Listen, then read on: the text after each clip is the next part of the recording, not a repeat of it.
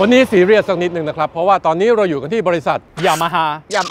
ครับเราอยู่ที่บริษัทไทยยามาฮ่ามอเตอร์ไทยยามาฮ่ามอเตอร์ต้องอยู่แถวนี้เขาเรียกอะไรอ่ะแถวนี้คุณเด็กแบกคุณต้องเคยผ่านสนามเนี่ยสอนขี่มอเตอร์ไซค์ข้างหน้าเนี่ยเพราะว่าเลยไปนิดเดียวก็คือแบกแล้วอะใช่บางบ่อแล้วคุณเคยมาใช้งานที่นี่บ้างไหมมันเคยขับเข้ามาบ้างไหมเคยมาเก็บอยู่แถวนี้ใช่หรอเคยขับผ่านข้างหน้า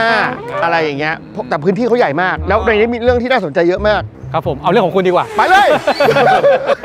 ผมชอบคันนี้มากเลยครับมันร่วมสมัยอ่ะเป็นรถที่สร้างชื่อเสียงกับยามาฮ่ามากเลยยามาฮ่าก่อตั้งเมื่อประมาณ130 กว่าปีที่แล้วก็มีประวัติว่านั่นคือฟาวเดอร์ของยามาฮ่าเป็นเครื่องดนตรีเครื่องออร์แกนจะเห็นว่าสัญลักษณ์ยามาฮ่าเนี่ยมีรูปซ่อมเสียงอยู่ด้วยอ๋อมันคือซ่อมเสียงหลังจากนั้นมาเนี่ยเพรสิดเนนต์คนที่4นะเขาก็ชอบยานยนต์เขาก็คิดว่าจะทำรถยานยนต์เนี่ยเพื่อมาขายในตลาดที่ญี่ปุ่นณเวลานั้นนะครับมีผู้ผลิตรถมอเตอร์ไซค์เนี่ยเป็น100 ลายที่ญี่ปุ่นแต่ยามาฮ่าเนี่ยทำรุ่นนี้เข้าแข่งเรซิ่งชนะที่1ดังข้ามคืนจุดเริ่มต้นยามาฮ่ามอเตอร์เนี่ยดังจากรถรุ่นนี้แหละครับแสดงว่ายามาฮ่าเริ่มจากเครื่องดนตรีก่อนใช่ไหมครับจากท่านรุ่นที่1และท่านรุ่นที่4ค่อยมาเริ่มผลิตมอเตอร์ไซค์เพราะท่านชอบใช่ครับก็เลยใช้ชื่อว่ายามาฮ่ามอเตอร์ซึ่งเป็นเครื่องมอเตอร์เนี่ยการขับเคลื่อนรถจักรยานยนต์อะไรที่เกี่ยวมอเตอร์เราชำนาญนะเครื่องยนต์เครื่องเรือหรือปัจจุบันก็ไปถึงโดรนถึงอะไรละก็เป็นเครื่องจักรคันนี้ถ้าผลิตตอนนี้ผมว่าขายดีจริงๆมันคลาสสิกมากสวยเดี๋ยวมันเป็นคุณแนะนำพี่เขาก่อ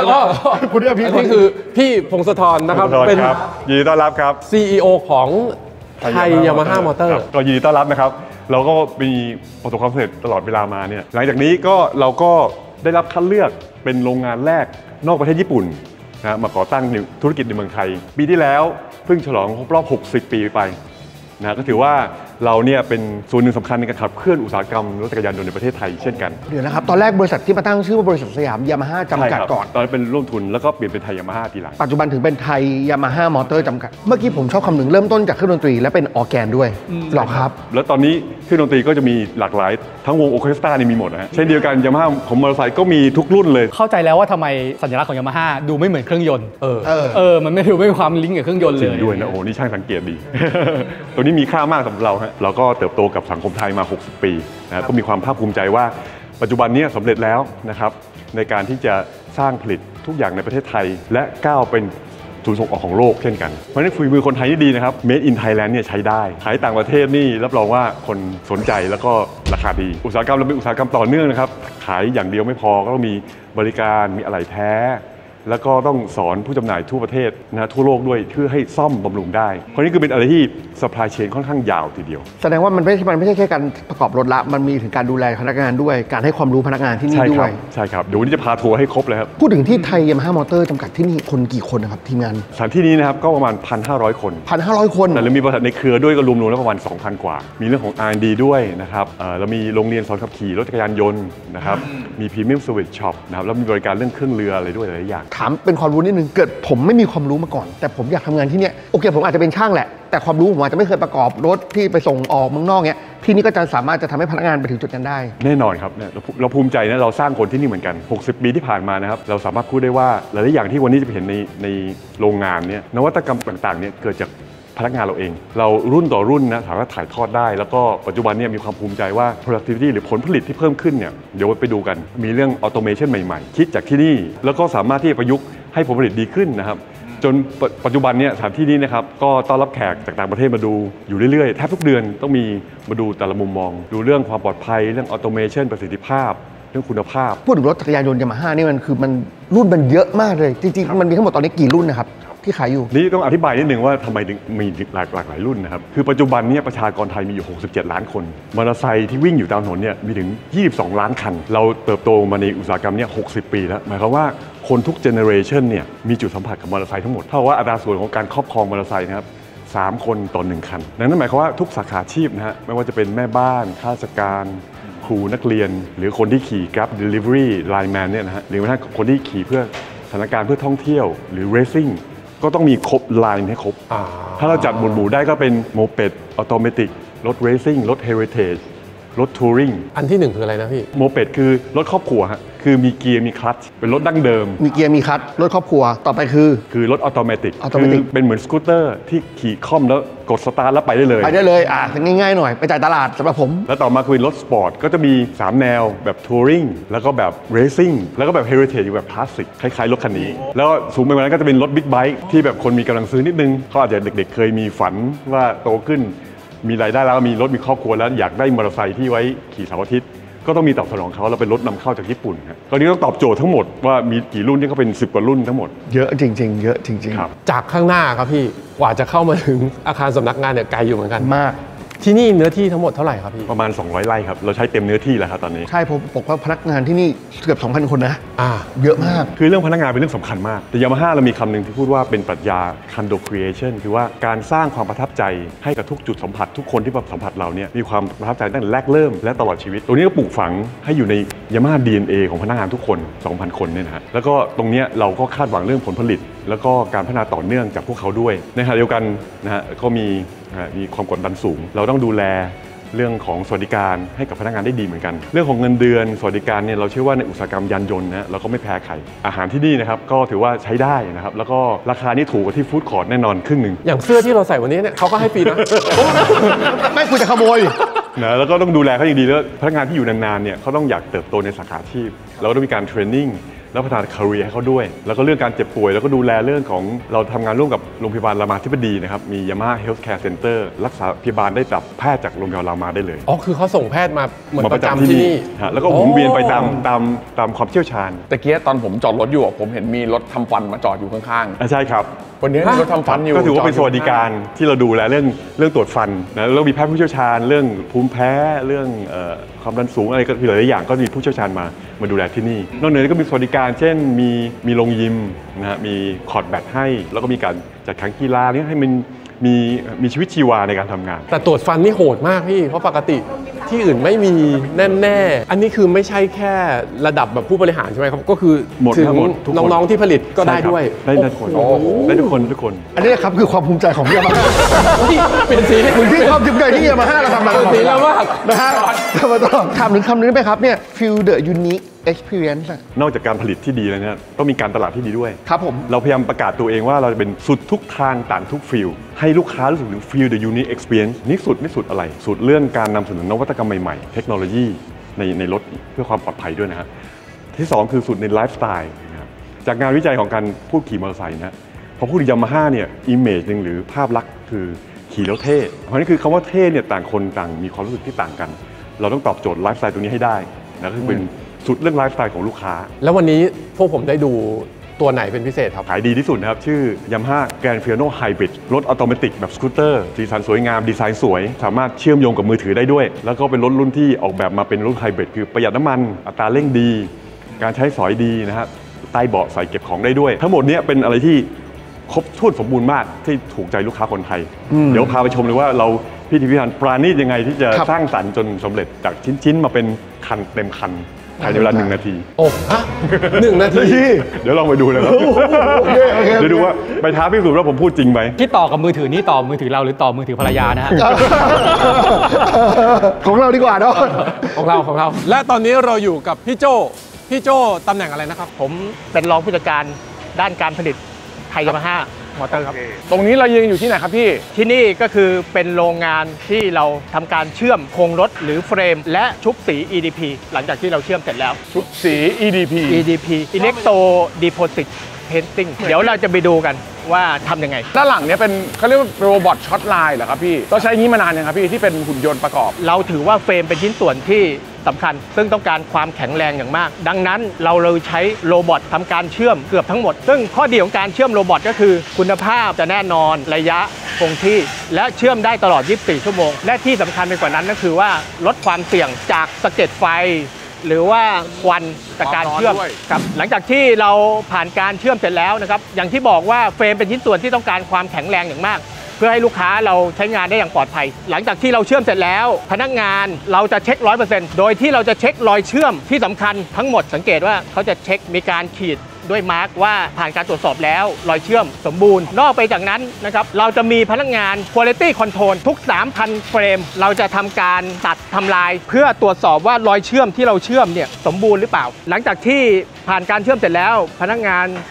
Final Inspection ก็ทำการตรวจสอบยกตัวอย่างชิ้นส่วนเมนไปกับตัวเรลเฟรมเนี่ยถ้าเราประกอบด้วยกันเฉยๆเนี่ยมันจะมีความเสี่ยงในการที่หักเมื่อรับแรงดังนั้นเราก็จะมีแบ็กเก็ตชิ้นส่วนเป็นปีก2ข้างเสริมเพื่อเกิดความแข็งแรงมากขึ้นลูกค้าขับไปตามท้องถนนเวลารับแรงก็จะทำให้ไม่เกิดอาการเฟรมหัก ซึ่งไอ้2ชิ้นนี้เป็น2ชิ้นที่สำคัญ ดังนั้นเราก็จะทำการตรวจสอบว่ารอยเชื่อมครบสมบูรณ์ถูกต้องตามมาตรฐานหรือไม่นี่คือชิ้นส่วนแบ็กเก็ตเอนจินที่เราใช้ประกอบเข้ากับเฟรมและรับน้ำหนักของเครื่องยนต์ของรถจักรยานยนต์เป็นชิ้นส่วนที่สำคัญมันอยู่ตรงไหนของเครื่องยนต์นะครับมันอยู่ตรงไหนครับมันอยู่ตรงนี้เวลาเราประกอบด้วยกันแล้วเราก็ประกอบเครื่องยนต์เพราะนั้นจุดนี้จะเป็นจุดที่รับแรงสั่นสะเทือนและรับน้ำหนักเครื่องยนต์ทำให้เราต้องการความแข็งแรงจุดนี้กับจุดนี้เป็นจุดที่รับแรงเราก็เลยใช้การตรวจสอบก่อนการเชื่อมว่าระยะห่างของ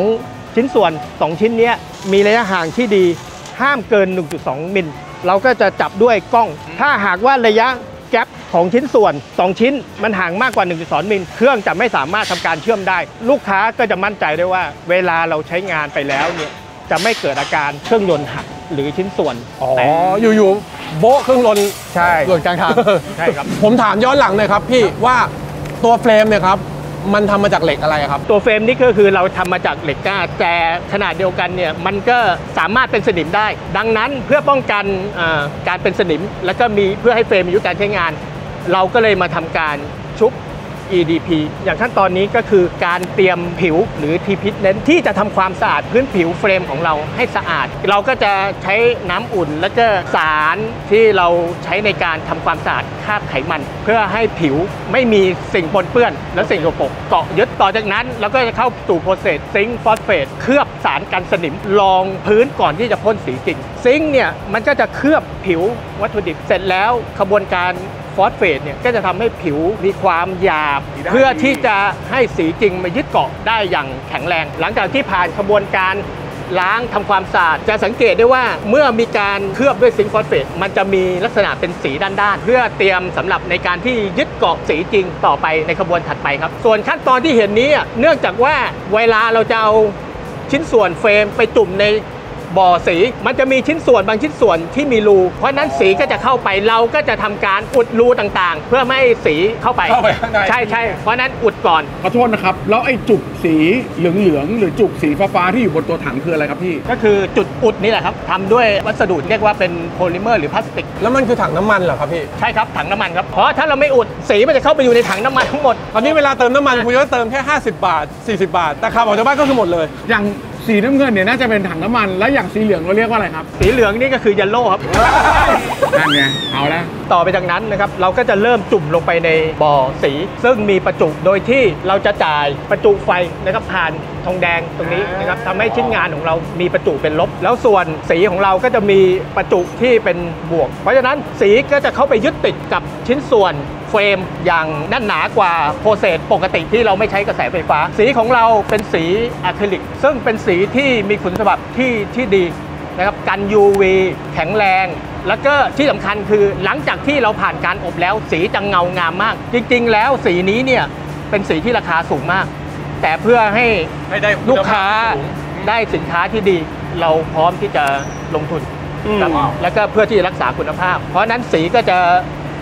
ทนไม่ซีดเพราะมันจะกัน UV ไปในตัวด้วยอ้าวแล้วพอจุ่มแล้วไปไหนต่อครับก็จะเข้าขบวนการถัดไปเรียกว่าอูต้าฟิลเตอร์มันจะมีสีส่วนเกินที่เกิดจากการชุบเพราะนั้นขบวนการนี้ก็จะทำการชะล้างสีส่วนเกินแล้วเอากลับใช้รีไซเคิลกลับมาในโปรเซสเพราะนั้นเราก็จะไม่ทิ้งสีออกสู่สิ่งแวดล้อมยิ่งไปกว่านั้นข้างบนเราก็จะมีอินซินเนเตอร์ก็คือเราจะให้ความร้อนประมาณ 4-500 องศา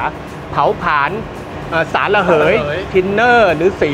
ไม่ให้ระเหยออกไปสู่ชั้นบรรยากาศเพราะฉะนั้นคนที่อยู่ในสภาพแวดล้อมใกล้โรงงานก็จะไม่ได้รับผลกระทบโปรเซสถัดไปก็คือเราก็จะเข้าสู่โปรเซสที่เรียกว่าอบด้วยความร้อนอุณหภูมิประมาณ120 องศาถึง150 องศาเพื่อให้คุณสมบัติการยึดติดของสีดีขึ้นโดยที่สีจะแห้งแล้วก็แข็งแล้วก็เงางามเฟรมทุกรุ่น มันจะเป็นสีดำไหมครับหรือจริงๆมันจะมีน้ำเงินบ้างแดงบ้าง สีดำครับสีดำเงานี่คือเอกลักษณ์ของยามาฮ่าและกัน UV ทำความสะอาดก็ง่าย เพราะฉะนั้นสีเดียวใช้ได้กับทุกรุ่นเพราะว่าเดี๋ยวมันจะมีบอดี้มาประกอบ ใช่ครับ ใช่ไหมครับ ก็มีชิ้นส่วนพลาสติกที่มีสีหลากหลาย ผมชอบนะครับที่กัน UV ได้ก็หลายคนก็ถ้าอยากกัน UV ก็ยกมอเตอร์ไซค์ไว้บนหัว แล้วก็เดินไปทีนี้ก็สามารถกัน UV ได้ด้วย นั่นเรื่องจริง อันนี้คือต่อจากร่มเลยใช่ไหมเรื่องร่มถือร่ม1 อันลดได้ อุณหภูมิจะเย็นลงเยอะด้วย อ๋อ โปรเซสนี้เป็นโปรเซสที่เราตอกหมายเลขเฟรมหรือหมายเลขตัวถังรถยนต์เพื่อประโยชน์ในการไปจดทะเบียนที่ผ่านมาเนี่ยเราใช้การตอกสมัยก่อนซึ่งเสียงจะดังมากปัจจุบันเราใช้วิธีการตอกหมายเลขด้วยอูลตราโซนิกด้วยคลื่นความถี่ประมาณ 24,000 เฮิรตซ์เพราะนั้นการตอกหมายเลขของเราจะได้หมายเลขที่คมชัดและก็เสียงไม่ดังเกินมาตรฐานที่เรากำหนดไว้แล้วนอกไปจากนี้ตัวเลขฟอนต์เนี่ยก็จะเป็นฟอนต์ของ Yamaha ป้องกันการปลอมแปลง เราก๊อปปี้ตัว number frame ไว้ทำไมอะครับ หมายเลขเฟรมมีความสำคัญอย่างมากเปรียบเสมือนกับเลขที่บัตรประชาชนของเราเวลาเราไปขึ้นทะเบียนที่กรมขนส่งเขาจะมีการเช็คหมายเลขว่ารถคันนี้เฟรมหมายเลขนี้ถูกต้องหรือเปล่าถึงจะจดทะเบียนได้ อ๋อแสดงว่าใครซื้อมอเตอร์ไซค์ยามาฮ่าไปก็จะได้ไอแถบนี้อยู่ในรถไปด้วย ใช่ครับเดี๋ยวเราลองมาดูกันหลังจากที่เราตอกหมายเลขเฟรมเราก็ทำการติดบาร์โค้ดตัวนี้จะใช้เป็นตัวแทนของการบันทึกข้อมูลของรถทุกคันในแต่ละคันจะมีข้อมูลเฉพาะเพราะนั้นโปรเซสถัดไปก็จะเป็นโปรเซสที่ลงทะเบียนประกันคุณภาพว่าชิ้นส่วนนี้ผ่านขั้นตอนแต่ละขั้นตอนในการประกันคุณภาพจนถึงเป็นขั้นสุดท้ายโปรเซสสุดท้ายของเราด้วยบาร์โค้ดตัวนี้หลังจากที่เราต่อหมายเลขและติดบาร์โค้ดแล้วเราก็จะทำการประกอบชิ้นส่วนย่อยก็จะเป็นถังน้ำมันแล้วก็ที่เติมน้ำมันก่อนที่จะส่งไปกระบวนการประกอบที่นี่ก็คือช็อปสีพลาสติก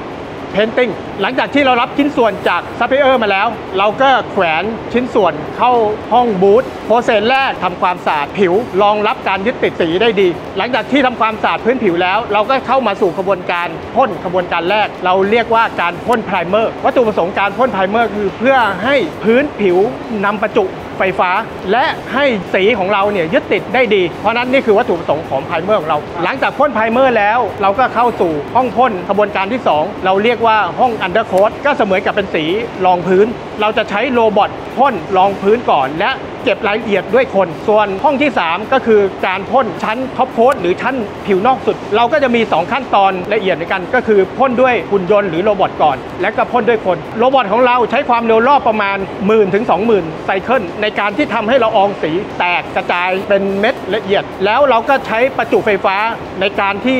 ให้อนุภาคของสีไปยึดติดกับผิวพลาสติกนะครับด้วยหลักการของไฟฟ้าสถิตอยากรู้ครับด้านหลังไอ้ห้องเนี้ยมันมีคล้ายน้ำตกมันคืออะไรครับเวลาเราพ่นสีมันก็จะมีละอองสีส่วนเกินที่ไม่ได้ยึดติดกับพื้นผิวเราจะใช้ม่านน้ำเป็นตัวดักจับละอองสีให้ลงไปสู่บ่อบำบัดละอองอากาศที่ออกไปสู่ภายนอกก็จะเป็นอากาศที่บริสุทธิ์นี่คือวิธีการป้องกันสิ่งแวดล้อมส่วนหลังจากที่เราพ่นด้วยโรบอทแล้วและคนเราก็เข้าสู่กระบวนการที่เรียกว่าห้องอบเราจะอบด้วยอุณหภูมิประมาณ70องศาเซลเซียสเพื่อให้พื้นผิวพลาสติกกับพื้นผิวสีละลายเป็นเนื้อเดียวกันและผิวด้านนอกมีความแข็งแรงทนต่อการใช้งานและรอยขีดข่วนมาถึงกระบวนการที่สำคัญคือการตรวจสอบคุณภาพที่จุดนี้พนักงานเนี่ยจะใช้เวลาประมาณ15วินาทีในการหยิบชิ้นงานออกจากแทงเกอร์แล้วก็ตรวจสอบคุณภาพเดี๋ยวมาดูว่าความเข้มข้นในการตรวจสอบของเราเป็นยังไงงานพวกนี้คือเป็นงานเสียของผมเป็นปัญหาสีไหลไม่ต้องผวนนะครับเพราะไม่มีความหมายของผมเส้นขอบดำครับของผมปัญหาคือเม็ดอันนี้ก็ดูเป็นลายของเขาป่ะที่มันเป็นเม็ดถูกไหมแต่ปัญหาของมันคืออะไรครับอันนี้เกิดปัญหาเรื่องของเม็ดสิ่งแปลกปลอมตกลงไปบนผิวของชั้นสีครับไหนครับบริเวณนี้ครับฮะโอ้เม็ดหนึ่งเม็ดอันนี้คือคนใช้ตาดูเอาเลยใช้ตาดูครับพระเจ้าช่วย My God แล้วเขาต้องไปสอบอะไรไหมฮะกว่าเขาจะมาเป็นคนที่ดูได้เลยต้องผ่านการฝึกทักษะในการตรวจสอบครับเราก็จะมีเลเวลสกิลทักษะในการตรวจสอบครับผมอันนี้ปัญหาคือเส้นขอบดำพี่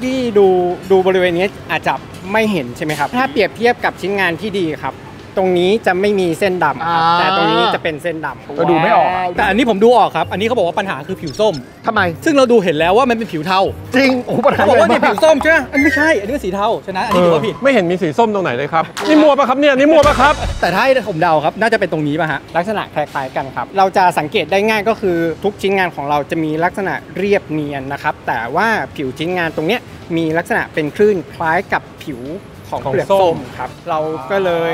เรียกปัญหานี้ว่าปัญหาผิวส้มครับผม ผิวส้มไม่ใช่สี แต่คือลักษณะของเปลือก นั่นหมายความว่าทักษะในการตรวจสอบของพนักงานของเรานะครับก็ต้องมีการฝึกซ้อม ฝึกฝน แล้วก็มีความชำนาญในการตรวจสอบครับเราถึงมีการฝึกทักษะในการตรวจสอบชิ้นงาน ไม่ ทุก ผ่าน ชิ้น ถูกไหมก็ไม่เอาแล้วถูกไหม เอาไปทำไร ไปขายตลา ร้ ด อน มือส เงิ อน ง ร้อนเงินทำบ้านดูดิ หลังจากที่เราผ่านการตรวจสอบคุณภาพแล้ว เราจะส่งชิ้นส่วนนี้ไปโปรเซสถัดไปคือกระบวนการกราฟิกหรือติดสติ๊กเกอร์ด้วยรถ RGV หรือ Real Guide Vehicle นะครับเพราะว่าจากการขนส่งแหลกรถคันนี้ไปอีกห้องหนึ่งมันใช้ระยะทางที่ไกลมาก ดังนั้นระบบการขนส่งทั้งหมดเราจะพยายามใช้ระบบอัตโนมัติ อันนี้ก็เป็นหนึ่งนวัตกรรมที่ทำโดยเอนจิเนียร์ของเรา หลังจากที่เราพ่นสีแล้วนะครับติดกราฟิกแล้วผ่านการตรวจสอบคุณภาพแล้ว เราก็จะใส่ชิ้นส่วนในแหลกซึ่งลายที่นี่เนี่ยห่างจากลายประกอบประมาณ 200 เมตร เราก็จะใช้อุปกรณ์ที่เราเรียกว่าอุปกรณ์ขนส่งก็คือกอล์ฟคาร์กอล์ฟคาร์นี่เป็นกอล์ฟคาร์ยี่ห้อยามาฮ่านะครับที่เราเคยประกอบที่นี่ประกอบกับรถพ่วง อย่าบอกนะ นะครับ ว่าไม่มีคนขับ ส่งไปให้กับลายประกอบ ไม่มีคนขับด้วย Everybody sing the song all the do da day อ๋อ มันมีกล้องด้านหน้าป่ะครับ มีครับ ที่แบบ เราใช้ระบบของไลท์ 3D ไลด้าระบบ AI เรียนรู้ว่านี่คือทางเดินเสมือนกับรถออโต้ของยี่ห้อบางยี่ห้อที่เคลื่อนที่บนท้องถนนได้โดยไม่ต้องใช้คนขับอันนี้คือพัฒนาเอนจิเนียร์ร่วมกับทางสถาบันเทคโนโลยีพระจอมเกล้าธนบุรีครับ โหเจ๋งมาก ตรงนี้มันมีระบบที่เหมือนเป็นโป๊ะไหมคล้ายๆ แบบ แพขนานยนต์ แพอะข้ามถนนมาแล้วก็อุปกรณ์ทั้งหมดก็ถูกขนมาด้วยอะครับ ทำไมเรา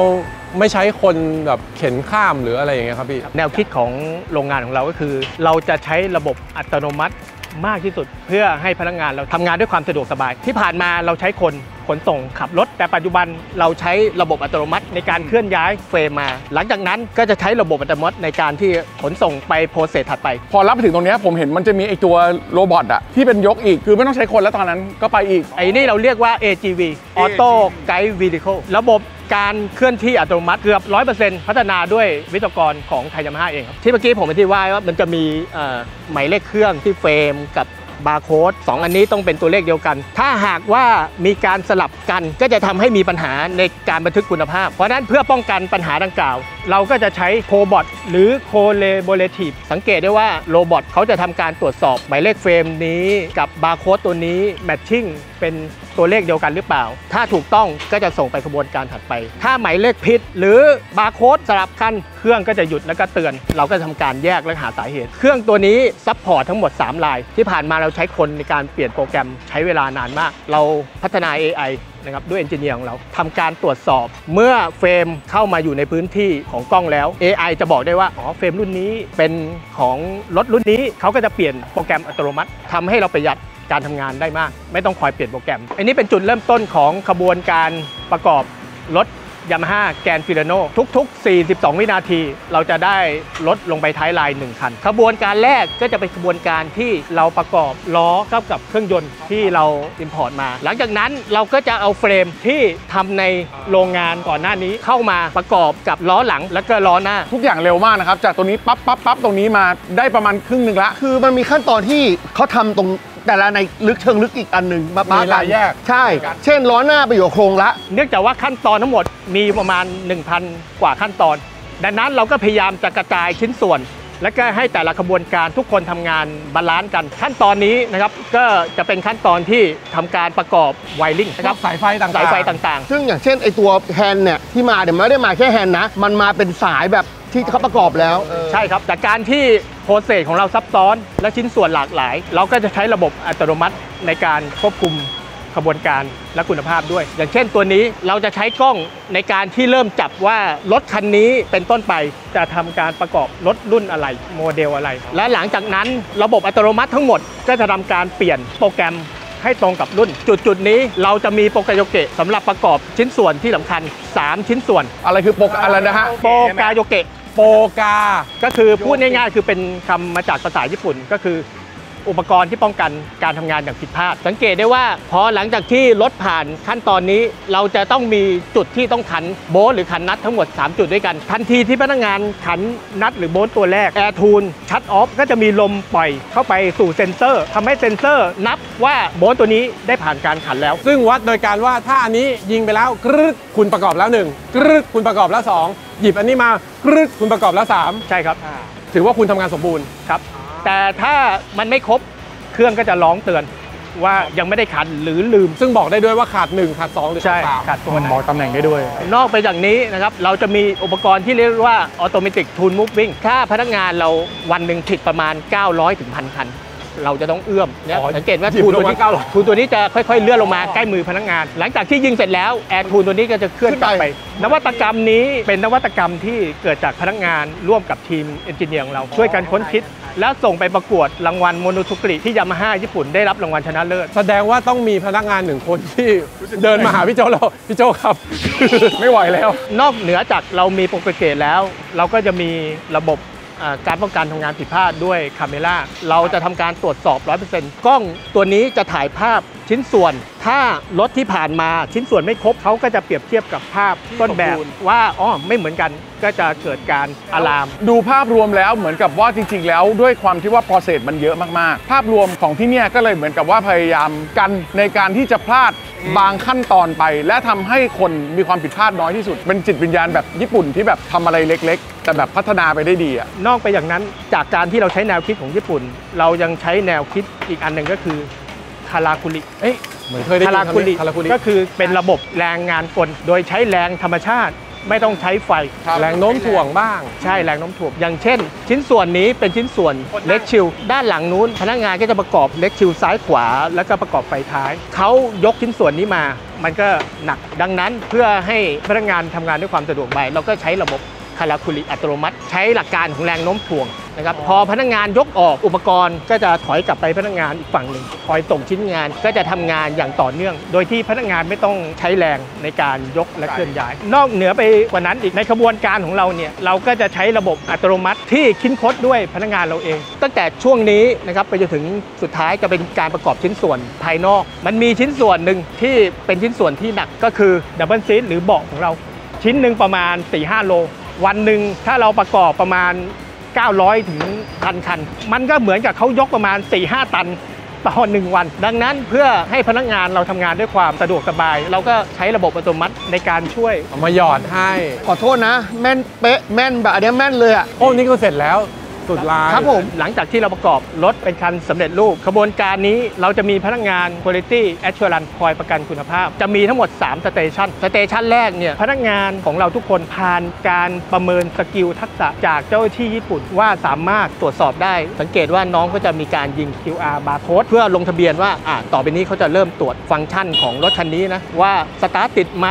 คอล็อกตัวมิเตอร์ทำงานฝาเติมน้ำมันทำงานปกติไหมนี่ก็คือการตรวจสอบกระบวนการสุดท้าย แล้วการตรวจสอบตรงนี้กับ Final Inspection ตรงนู้นต่างกันยังไงครับพี่ ต่างกันตรงที่ว่าตรงนี้จะตรวจสอบด้วยคนที่มีทักษะสกิลส่วนจุดนั้นจะตรวจสอบ performance ด้วยเครื่องจักร ผมเห็นตรงนู้นมี co-working space ด้วยนะครับ ใช่ครับนี่ก็คือพื้นที่ที่เราให้พนักงานทุกหน่วยงานเข้าไปคุยปรึกษาปัญหากันอย่างเช่นไอเดีย Auto to Moving หรือว่าการยกเบาะด้วยระบบอัตโนมัติ เกิดจากห้องนี้ ประมาณนี้ทุกลายแล้วครับเรามีอยู่3ลายนี้เราผลิตรถออโตเมติกลายที่2เราก็จะผลิตรถโมเป็ดหรือรถครอบครัวส่วนลายที่3เราก็ผลิตรถซิตี้เป็นรถที่เราส่งออกไปกว่า10ประเทศทั่วโลกทั้งยุโรปและญี่ปุ่นซึ่งมาตรฐานของรถซิตี้นี้สูงมากทุก3ปีจะมีเจ้าหน้าที่ MLIT Military Land Infrastructure Transportation Tourist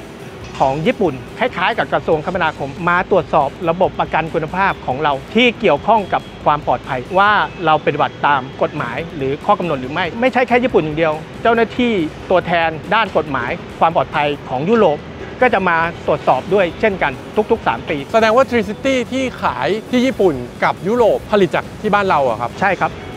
แล้วเราก็ส่งออกไป ห้องนี้เป็นห้องที่เราทำการตรวจสอบประกันคุณภาพโดยการสุ่มทุกๆ100 คันเราจะสุ่มรถมา1 คันน้องคนนี้จะทำการตรวจสอบว่าสีชิ้นส่วนถูกต้องตามเฉดมาตรฐานหรือเปล่าชิ้นส่วนของแฮนเดิลหรือตัวกราฟิกต่างๆนอกจากสีแล้วเราก็จะตรวจสอบมาตรฐานต่างๆของรถป้ายเตือนต่างๆว่ามีครบไหมนี่คือวัตถุประสงค์ของการตรวจสอบอย่างที่แจ้งไว้นะครับพนักงาน Quality Assurance ของเราทุกคนจะต้องผ่านการประกันว่ามีทักษะที่ดีพอสำหรับการตรวจสอบคุณภาพของเราชาร์ตนี้เป็นชาร์ตที่โชว์ทักษะของพนักงานของเราทุกคนว่าวันนี้ไลน์ A มีใครตรวจสอบบ้างนะครับเดี๋ยว เฮ้ยนักบอล อย่างพนักงานกิตติศักดิ์คนนี้นะครับความสามารถในการตรวจสอบว่าสีมีเม็ดหรือเปล่ามีรอยขีดข่วนนะครับฟอนต์โฟกหรือเบรกหรือแม้กระทั่งแอปเพลนต่างๆแล้วคนนี้เวลตันแล้วนะเนี่ย ไปทุกฝั่งเลยนะ อย่างกิตติศักดิ์นี่สามารถตรวจได้ทุกรุ่นถ้าใครตรวจสอบรุ่นไหนไม่ได้เราก็จะไม่ให้ตรวจและไอ้ตรงที่ลาพักร้อนลากิจไอรู้หมดเลยนะ คุณกิตติศักดิ์ลาพักร้อนไป 11 เต็ม 12 แล้วนะ นี่ยังไม่ปลายปีเลยนะฮะ เลยหนึ่งกดท่านอื่นหน่อยได้ไหมฮะ ขอแอบกดท่านอื่นได้ไหมครับไปจัดไปดีกว่าดินี่โอ้โห ลาน้อยลาพักร้อนแค่2การออกกำลังกายตอนเช้า 100% นะครับเบสิกสแตนดาร์ด 100% นี่คนนี้เลยไว้ตายของจริงถ้าใช้กับออฟฟิศเรานี่สนุกเลยนะลา24 35ตอนประเมินอะทุกปีตรงนี้คือทั้งหมดที่ประกอบที่นี่เหรอครับพี่รถประกอบอยู่ที่นู่นครับแค่ครับผมเข้าใจครับแต่ว่าตรงที่วางโชว์อยู่ตรงนี้มาจากข้างในหมดเลยบางส่วนครับบางส่วนเพราะบางส่วนเนี่ยเราจะมาจากต่างประเทศก่อนอื่นแนะนำก่อนครับนี่คือพี่เจมส์ตำแหน่งเป็นอะไรนะครับพี่ผู้จัดการใหญ่การตลาดและการขายโอเคก็ก่อนอื่นนะครับก็ขออนุญาตแนะนำพอดีวันนี้เรายืนอยู่ที่สถาบันฝึกอบรมขับขี่ของ Yamaha นะครับ YRA ที่นี่เองเนี่ยเป็นที่ที่1เป็นสถาบันขับขี่ซึ่งเป็นของทาง Yamaha นอกประเทศญี่ปุ่นเป็นที่แรกเราเปิดมา18 ปีแล้วครับอันที่2เนี่ยเราเป็นสถาบันฝึกอบรมสำหรับครูฝึกในระดับอาเซียนนะฟิลิปปินส์จากอินโดที่อยากจะต้องมีครูฝึกให้มาฝึกที่เรามันนี่หมดมันที่นี่แล้วอันที่3นะครับเราเป็นศูนย์ฝึกอบรมของสถาบันการขับขี่ปลอดภัยของกรมการขนส่งทางบกเพราะนั้นใครที่จะมาสอบใบขับขี่ก็ขึ้นมาที่เราก็จะออกเซอร์ติฟิเคตให้2วันทฤษฎี1วันแล้วก็ปฏิบัติอีก1วันเสร็จแล้วได้เซอร์ติฟิเคตไปก็ไปเอาใบขับขี่ที่กรมการขนส่งทางบกได้เลยนะครับอันนี้ก็จะเป็นสุดยอดส่วนหนึ่งนะครับอันนี้ในส่วนของนวัตกรรมที่เรามีอยู่ผมยัดแบ่งเป็น2เรื่องง่ายๆเรื่องแรกเป็นเรื่องของการออกแบบเนี่ยเรามีบริษัทชื่อ YMAC เป็นบริษัทของญี่ปุ่นที่มาตั้งอยู่ที่ประเทศไทย YMAC ทำอะไรบ้าง1ออกแบบทำ Research ทำเรื่องของ Development ออกแบบเองเนี่ยแน่นอนครับเราจะออกแบบในสินค้าที่ทำให้ตรงกับความต้องการลูกค้าให้มากที่สุดนะ Research ก็จะ Research พวกของฟังก์ชันจะเป็นยังไงดีไม่ดีทำยังไงให้ลูกค้าชื่นชอบในฟังก์ชันที่ง่ายๆหรืออันที่3ผมทำเรื่องของ Research ว่าสีไหนที่เป็นสีที่ลูกค้าอยากจะได้เพราะลูกค้าแต่ละคนเนี่ยเป็นลูกค้าที่มีความต้องการไม่เหมือนกันไงอย่างเทาลัมโบเนี่ยนะครับเมื่อสัก 4-5 ปีที่แล้วเราออกมาเป็นเจ้าแรกที่ออกมาเรื่องสีเทาลัมโบ4 ปีกว่า 5 ปีแล้วยังขายได้เลยเพราะนั้นก็จะเป็นสีหนึ่งที่เรามีความเชี่ยวชาญในเรื่องนี้สูงอีกอย่างคือน่าจะคุยเรื่องของตัวเครื่องยนต์เนาะรถรุ่นนี้เป็นรถต้องเรียกว่าเป็นเครื่องยนต์ Blue Core Hybrid ครับ Blue Core ก็คือตัวชื่อ Engine Hybrid ก็คือตัวที่มัน Assist ก็คือมาช่วยในการที่จะทำให้รถในการที่ออกตัวเนี่ยสมูทขึ้นแล้วก็ทำเรื่องของประสิทธิภาพในการประหยัดน้ำมันเพิ่มมากขึ้นเทคโนโลยีนี้เป็นเทคโนโลยีที่มีของเราเปิดมาประมาณสัก 4-5 ปีที่แล้วบูคไฮบริดนี่แหละแล้วก็การตอบรับดีมากนะครับอันนี้อันที่1แต่ถ้าพูดถึงตัวของเทคโนโลยีอีกอันนึงก็ตัวนี้ครับ NMAX ครับ NMAX นี่เรามีเทคโนโลยีใหม่ล่าสุดนะครับชื่อ YECVT ครับก็คือเรื่องของการขับขี่เกียร์ออโตเมติกนะครับที่สามารถเร่งได้ในทันทีทันใดคือแค่กดชิปปุ๊บเราเร่งมันจะพุ่งปลื้ดนะฮะธรรมดาเวลาขี่มอเตอร์ไซค์ต้องค่อยๆบิดใช่ไหมฮะอันนี้พอกดปุ๊บจะชิปไปเลยเปรียบเทียบง่ายเหมือนถ้าพูดถึงขับรถยนต์คลิกดาวน์ปืดซึ่งไม่ใช่เฉพาะแค่เรื่องของการคลิกดาวน์แล้วมันวิ่งนะครับเรามีแบบคลิกดาวน์ที่เป็นแบบสามารถลดความเร็วเพื่อสร้างความปลอดภัยได้ด้วยแต่ตัวนี้คือตัวนำเข้าใช่ไหมครับพี่ตัวนี้นำเข้าครับไม่ทราบว่าไอ้รุ่นนี้มีให้ชิมมีให้ลองขับไหมฮะมีครับมีครับเดี๋ยวถ้าลองเนี่ยก็เดี๋ยวเราก็จะมีครูฝึกนะครับครูฝึกเราเป็นครูฝึกที่มีความรู้ความสามารถมากเพราะว่าเป็นครูฝึกที่เป็นแชมป์ประเทศไทยมาว้าวไหมฮะแล้วเจ้าคันนั้นล่ะครับคันนี้เป็นรถบิ๊กไบค์900 ซีซีซึ่ง900 ซีซีเองส่วนใหญ่รถบิ๊กไบค์จะเป็นรถที่ต้องใช้เป็นเกียร์จะดีไหมครับถ้าสมมติว่าเกียร์เนี่ยมันสามารถเปลี่ยนเป็นออโต้ได้ดีนะแบบเกียร์แมนนวลแล้วเกียร์ออโต้ขี่รถติดๆแบบนี้ครับข้างนอกมาปุ๊บเปลี่ยนเกียร์ยากเปลี่ยนเป็นออโต้ซะจะได้สบายบ้างในช่วงที่มันต้องแบบรถติดเดี๋ยวมันก็เชนขึ้นเชนลงใช่เราเรียกเทคโนโลยีนี้ว่า Y A M T Y Yamaha ครับ A Automate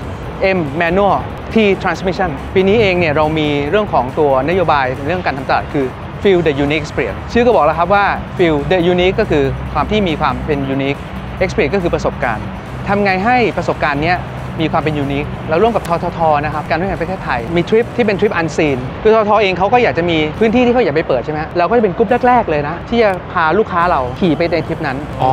ซึ่งธรรมดาเขาก็ยังไม่เปิดถูกไหมฮะพอเราเป็นทริปแรกเนี่ยลูกค้าก็จะมีความเป็นพิเศษที่สุดถนนเส้นนี้ ใช่ มันสวยนะ แต่ยังไม่ ใช่ มีใครเคยเห็น ถูกต้องเราก็ร่วมกับทททไปอีกอันหนึ่งที่ผมคิดไว้เรื่องของฟูลฟิลในเรื่องของตัวประสบการณ์ที่ลูกค้าเราร่วมกับบริษัทประกันนะครับทำเรื่องของการรับประกันชดเชยรายได้การรับประกันชดเชยรายได้แน่นอนคนขี่มอเตอร์ไซค์ครับเราคงไม่ได้อยากเกิดอุบัติเหตุแต่เมื่อไหร่ที่มีอุบัติเหตุเกิดขึ้นแล้วก็เขาก็ต้องพักรักษาตัวเราก็มีประกันชดเชยรายได้เขามูลค่าถึง 45,000 บาทต่อปีนะครับเดี๋ยวนะครับอันนี้คือต้องทำต้องจ่ายต้องอะไรหรือเปล่าไม่ต้องครับเพียงแค่ซื้อติดมากับรถเลยใช่ครับเฉพาะบางรุ่นนะครับรุ่นฟินเองเนี่ยแน่นอนรุ่นฟินรถเป็นรถของรถครอบครัวเป็นที่นะครับแน่นอนเขาอาจจะใช้รถมอเตอร์ไซค์เป็นส่วนหนึ่งของชีวิตประจำวันแล้วก็อาจจะทำมาหากินเกิดอุบัติเหตุเกิดขึ้นซึ่งไม่มีใครอยากเราก็มีการชดเชยรายได้ให้เขาวันละตั้งแต่รุ่น entry ก็มีให้เลยใช่ครับโอ้ไอประกันนี่โอ้ร้ายกาจมากพี่อีกการหนึ่งนะครับด้วยความมั่นใจของเราในเรื่องคุณภาพรถทุกคันนะครับต่ำกว่า400 ซีซีเนี่ยเรารับประกัน5 ปีหรือ 50,000 โลแต่ถ้าเป็นฟินนะครับ5 ปีไม่จำกัดระยะทางโอ้กลายเป็นว่าฟินนี่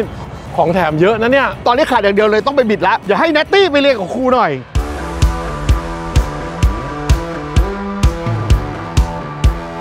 นี่น่าจะเป็นการขี่มอเตอร์ไซค์ครั้งที่ไม่เกิน3ในชีวิตผมแล้วถ้าจักรยานนะครับจักรยานผมขี่เป็นอยู่แล้วคุณเคยเห็นไอ้นี่ป่ะที่เขาแข่ง X Game กันอะที่ตีลังกาแล้วลงคุณไปแข่งกันเหรอไม่ผมชอบดูผมแค่พูดขึ้นมาเฉยๆแต่เรื่องปั่นจักรยานนี่ผมเซียนมากผมนี่ปั่นมาแล้วแบบ10,000 ชั่วโมงได้นะปั่นจักรยานเหรอปั่นจักรยานที่ฟิตเนสมันขยับไหมขยับแต่ขาแต่ว่าตัวไม่เคลื่อนเลยพี่ครูฝึกมาแล้วโอ้สวัสดีครับสวัสดีค่ะสวัสดีค่ะคุณครูชื่ออะไรครับชื่อปุ้ยค่ะธิดารัตน์ย้ำรักษาค่ะเป็นเจ้าที่ครูฝึกที่สถาบันฝึกอบรมขับขี่รถจักรยานยนต์ยามาฮ่าค่ะวันนี้ก็เห็นพี่ๆจะมาลองขี่มอเตอร์ไซค์กันนะคะก็เลยมีแนะนำในเรื่องของแกรนด์ฟิลาโน่125 ซีซีของพี่แนทได้เป็นคันนี้ไปเลยส่วนพี่เอสเป็น NMAX นะคะ155 ซีซีที่จะลองในการขับขี่กันค่ะมี R1 ไหมฮะR1 มีนะคะแต่ว่าตอนนี้ถ้าบิ๊กไบค์ที่เราจะมาโชว์เป็น MT09 นะคะเป็นออโต้ด้วยนะคะที่มีทั้งออโต้แล้วก็แมนนวลในคันเดียวกันเป็นครูฝึกเลยเหรอครับอย่างนี้แสดงว่ามันเราขับอย่างนี้ได้ใช่ไหมครับแบบเอียงอย่างเงี้ยเหมือนแบบเอียงปกติได้นะคะสำหรับเซฟตี้แต่ถ้ากางเข่าออกมามันก็จะเป็นรูปแบบเลสซิ่งเดี๋ยววันนี้ผมจบพวกบิกินิ่งผมจะมาคุยกับครูนั้นแบบผมเข้าโค้งไม่ค่อยดีผมอยากเข้าโค้งหน่อยผมเข้าไม่ค่อยดีสำหรับคนทั่วไปครับถ้าแบบขี่ไม่เป็นอย่างนี้เลยครับสามารถเดินเข้ามาสมัครอย่างนี้ได้ใช่ไหมครับได้ค่ะสำหรับคนทั่วไปสามารถมาสมัครได้เพราะว่าที่สถาบันของเรามีอบรมตั้งแต่คนขี่รถไม่เป็นเลยแต่ว่าขี่จักรยานเป็นเขาเรียกว่าหลักสูตร How to Ride นะคะก็สามารถขับขี่ได้ทั้งมี How to Ride รถออโตเมติกกับ How to Ride Hand Clutch คือบางท่านขี่ออโต้เป็นแต่ขี่รถมีคันไม่เป็นที่สถาบันเราก็มีเปิดอบรมนะคะหลังจากนั้นที่พอขี่รถเป็นแล้วเราก็มีอบรมขับขี่ปลอดภัยพอขี่ได้แล้วก็หลักสูตรขับขี่ปลอดภัยก็คือคนที่ใช้รถทั่วไปสามารถมาอบรมได้หลังจากนั้นบางคนที่ขี่รถเป็นแล้วแต่ยังไม่มีใบอนุญาตขับขี่ที่สถาบันของเราก็มีหลักสูตรใบอนุญาตขับขี่ที่จะเปิดอบรม2 วันนะคะเพื่อให้ลูกค้าครบ15 ชั่วโมงตามกรมขนส่งทางบกนะคะแล้วก็เอาใบรับรองจากสถาบันของเราไปยื่นที่ขนส่งแล้วก็ออกใบขับขี่ได้เลยเป็นใบอนุญาตขับขี่รถจักรยานยนต์โอเคก่อนจะเริ่มผมขอแล้วก่อนนะไปดูหนังมาเขาต้องถอดกางเกงก่อนเฮ้ย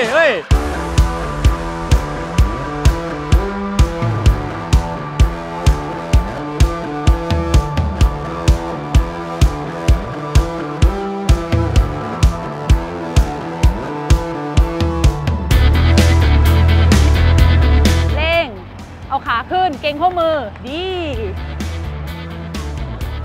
ขึ้นคันเร่งเบรกเยี่ยมมากโอเคดีจังเลยครับจับเลยนะขอโทษนะนึกว่าดูโลมาเหมือนงานโลมาเฮ้ยจะบอกว่าเมื่อกี้ตอนเขาสอนพวกคุณ2 คนน่ะเขาสอนดีมากเลยนะละเอียดมากใจเย็นมากแล้วจะบอกว่าเนี่ยคือเพราะเจนถ่ายทำนะเมื่อกี้ถามครูฝึกเขาบอกว่าปกตินานกว่านี้อีกช้ากว่านี้อีกใจเย็นกว่านี้อีกลองมากกว่านี้อีกเพราะฉะนั้นใครที่สนใจมาได้เลยผมว่าที่นี่คือเป็นประสบการณ์ที่ดีวิวสวยด้วยดูดิใช่ปกติรอบสอนกี่โมงกับกี่โมงครับเริ่มตั้งแต่9 โมงจบประมาณ4 โมงเย็นค่ะ โอ้ร้อนๆ ลงทะเบียน ล จอง ใช่ค่ะ ว้าว ลงทะเบียนจองที่ Yamaha Riding Academy Facebook Thailand นะคะ แต่ย้ำอีกทีปั่นจักรยานไปก่อนนะครับ ค่ะ แล้วคุณค่อยมา เพราะว่าถ้ามาเริ่มหนึ่งที่นี่ไม่น่าจะไหวใช่ไหมพี่ ก็หวังว่านะครับน่าจะได้ความรู้นะครับแล้วก็ความบันเทิงเล็กๆน้อยๆกับการที่มาลองขี่นะครับถ้าเกิดสนใจก็เรียนเชิญทุกๆท่านนะครับมาเป็นครอบครัวยามาฮ่าครับ ขอบคุณมากครับ ขอบคุณครับ ขอบคุณครับ ครับผมขอบคุณครับ เดี๋ยวผมขออนุญาตไปแก้วงเข่าที่ผมซ้อมกับภูนิดนึงพอดีเดี๋ยวจะลงมอโตจีพีซะหน่อย มอโต ใช่เขามีแข่งกันแต่ผมจะไปแข่งกินเบียร์วิบาก GP ตัว G ย่อมาจากเกาแน่ๆ ดีแล้วจากเพนล้ม เกาเพน